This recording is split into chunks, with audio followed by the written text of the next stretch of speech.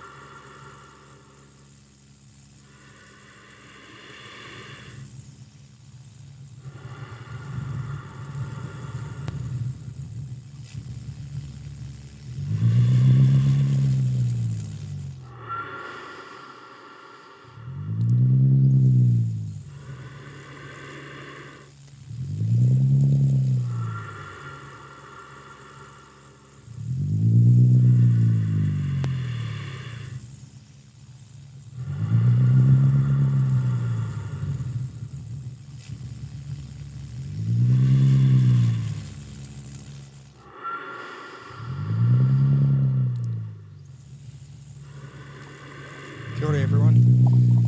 All my life I've been a musician, from personal now to professional, and for over 18 years I've been involved in the daily practice of Taonga Puoro, the sonic art of Māori musical instruments. These instruments once existed in a fluid time that we perceive and speak of as fixed and we call traditional.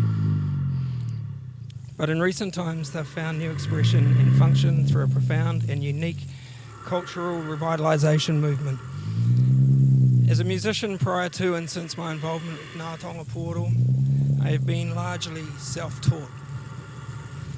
So in serious consideration to today's TEDx theme, I've decided that my E is experimentation. The way I do this is with improvisation, a practice of being, doing and achieving that is intuitive, relying on elements of knowing, unknowing, trust and faith, and a belief in becoming. A process that achieves resolution through action rather than outcomes. I improvise alone with myself and with others by cooperating through collaboration. Firstly, I collaborate with myself, my own understandings and my own inherent misunderstandings, what I know and what I don't know, what I have available and what I lack in regard to both resources and skills. Secondly, I collaborate with the tools of my craft, in this case, ngā Taonga Puoro, these instruments. I collaborate with the unknown and the unseen, with boundaries, zones and fields. I collaborate with the past and the future, with method and perspective, with technology and ideas, and lastly, I collaborate with people. Now, this life practice is founded in music has afforded me a great privilege. I've been fortunate to have experienced phenomenal personal growth, emotionally, spiritually, and culturally because of this. Today I want to touch briefly on some of the inherent elements of this personal growth as they relate to my own journey with Taonga Puoro. This talk is not going to be the usual history lesson. I'm a meaningful person who believes in purpose, and I seek an integration of the personal power of Taonga Puoro into the forward future understanding and improvement of humanity.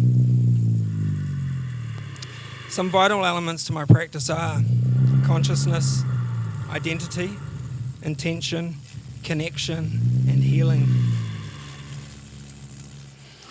There are others, but for today, these are enough. Consciousness is an inward perspective that seeks to realise and understand one's place within existence. Consciousness is where we are and knowing this. Identity is an outward and assumed perspective of who we make claim to be in relation to our past, present and future circumstances and how that relates to others. Identity is who we are and who we project, need or want to be. What I call first purpose is about intention and relates to the foundational meaning to why we do something. It is the first thing we wish to achieve through our practice. The first purpose should be the first outcome of everything I do. Connection is what occurs when everything becomes integrated, and this includes a connection to and from self, our identity with our past and our whakapapa, the future and our aspirations, the community and other people. Connection is a vital intention required to achieve consciousness and healing. As an artist, I believe that the deepest connection made with an audience is wrought from the personal connection that I have with what I'm doing. Healing must be about the self first. Through healing the self, healing is expressed to the community. Healing is empowered through love, an intelligent, intentional, conscious energy that induces acceptance, tolerance, and understanding of self and others. Healing is a major first purpose within my practice. With these pillars, I live my life, play my music, connect and grow. And in this practice, that has led me to make some profound discoveries that I now seek to share with the world. I've learned through Taonga Puoro that the intention I hold within myself while playing can be and is transmitted to those listening. This is because Taonga Puoro is predominantly a breath-based discipline, and as a great teacher once said, breath is the vehicle upon which all consciousness rides. You may have noticed that many spiritual consciousness practices around the world incorporate a breath-based practice, and it is to this reason. Breath discipline is one path to enlightenment, as breath is a two-way directional process of taking in and letting out. We realise that as we learn, we also teach, and as we receive, we give. It is well known that our own intentions can be transmitted outwardly on breath, and furthermore, amplified with the addition of sound. As intention is quite simply what we mean, then actually meaning can be transported outwardly from ourselves when carried upon a vehicle of breath with sound. As I said, this is well known and in fact highly supported. After all, this is exactly what words are. They are sonic units that contain meaning projected with breath. I go a step further with a reminder that the main human agenda for communication is to influence and manipulate an intentional outcome in the outside world.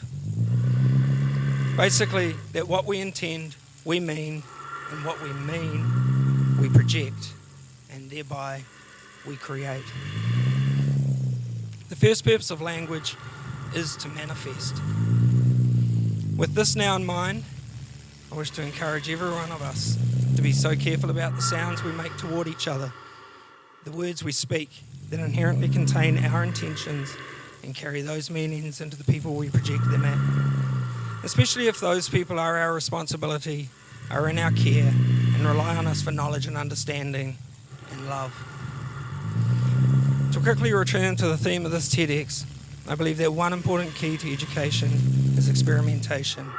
It certainly is, or maybe I should say was, the key to some of the most profound learning humans ever made in survival, in science, art, in design and living. Actually, in evolution. In fact, improvisation is a very important tool in the success of our evolution. That and cooperation.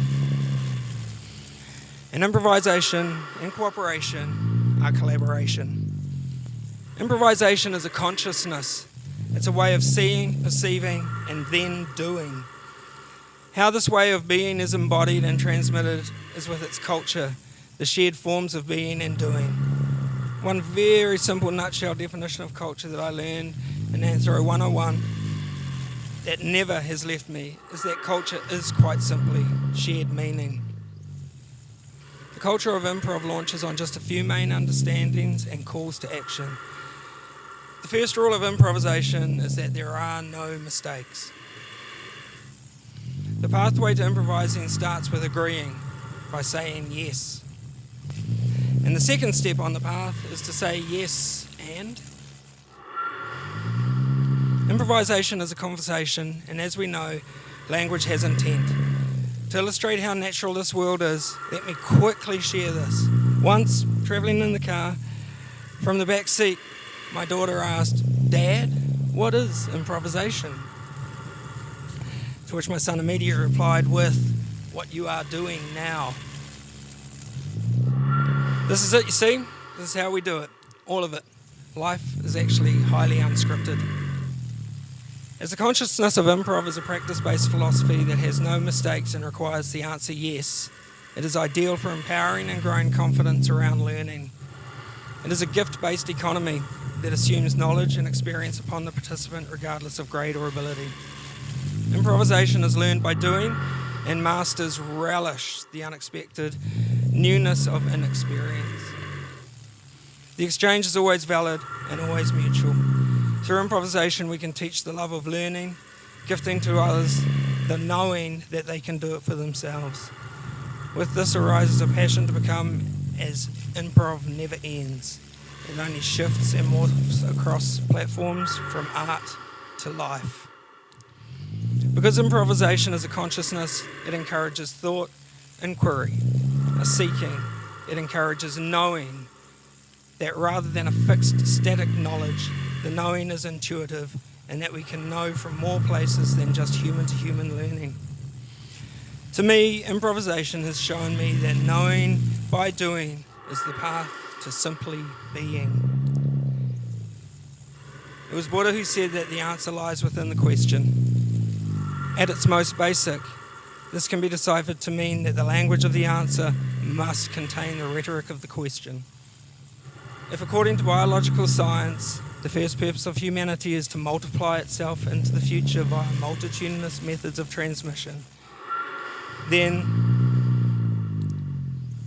the purpose of biology is actually biology. Allow me then to consider that as we are most certainly meaningful beings, then another life purpose that we undertake is to transmit our meaning to the next generation.